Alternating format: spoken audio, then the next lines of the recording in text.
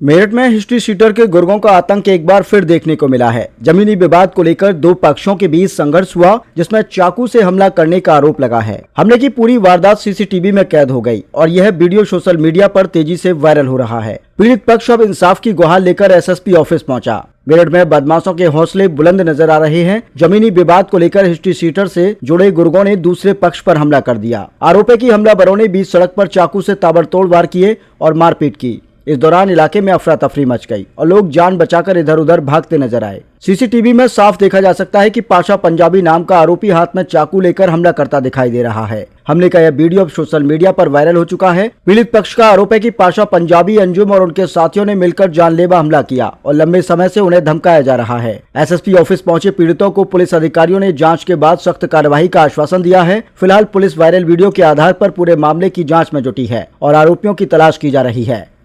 SSP office पहुंचे हैं। मामला एक प्लॉट का है जो बैनामा हसन बादशाह ने हाजी रिजवान से करवाया। उस प्लॉट के ओवर 1 साल हो गया। अब हम उसमें अपना काम करा रहे थे, मिट्टी का काम चल रहा था। तुरंत ही बिल्लू और उनका भतीजा वो आके उस काम को रोका। और ये सब कुछ जो हो रहा है भावलपुर में जिया अब्बास के कहने और नादिर के अब्बास के रिश्ते कहने पे हो रहा है। हम पे बेबुनियाद आरोप लगाए जाते हैं। भूमाफिया, कोई अगर भूमाफिया है तो उसके थाने में उसके ऊपर कोई मुकदमा तो पंजीकृत होगा, या बेबुनियाद ऐसी हमारे मीडिया कर्मचारी भाइयों को बुलाया जाता है और बुलाया जाता है भूमाफिया। इस जमीन कब्जाने के लिए हमारी जांच हुई पूरी, एक आरोप नहीं सिद्ध कर पाए। दिक्कत क्या है कि उनके यहाँ कहना ये है कि अब इससे ज्यादा मेरे पे कुछ लग नहीं सकता, तो मैं तो अब सारे काम करूंगा। और अब से नहीं है, दुबेर हत्याकांड में हमारा नाम ले दिया। दुबेर को मरे हुए इतना टाइम हो गया, पुलिस ने जांच करी, कोई नाम आया हमारा कहीं? अगर मैं ही भूमाफिया हूं तो मेरे ऊपर थाने में मुकदमा तो पंजीकृत होगा।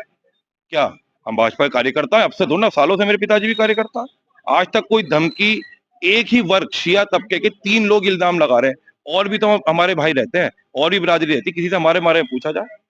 लेकिन हम इनको जुआ, सट्टा, चरस, गांजा और जितनी भी जमीन कब्जाने के हैं, ये हम उनके यहाँ से थाना भावनपुर एरिया से खत्म करवाए। अच्छा, उन्होंने कल एक प्रेस कॉन्फ्रेंस करी थी, उन्होंने भी आरोप लगाया था कि आप पे भी 1 दर्जन से अधिक मुकदमे हैं। अब मैं आपके जी बिल्कुल, उन्होंने सही आरोप लगाया। उस आरोप को सिद्ध करने के लिए जो उन्होंने मुकदमे दिखाए, उसकी ज्ञप्ति में आप ये बताइए कौन सा मुकदमा हम पे है।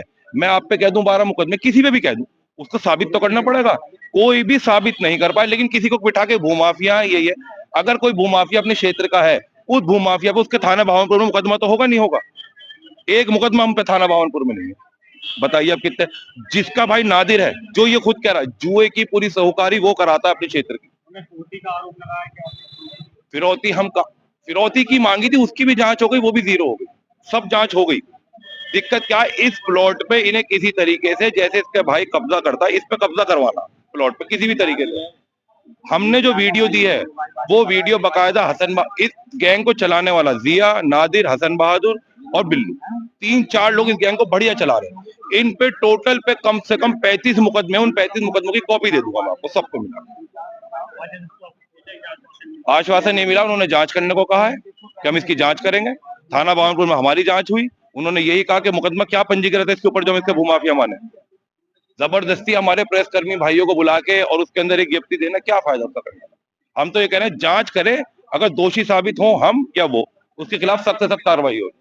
उन्होंने आश्वासन दिया कि हमने जांच दे दी है और सख्त से सख्त कार्रवाई करेंगे, क्योंकि वीडियो साथ में पेन ड्राइव के संग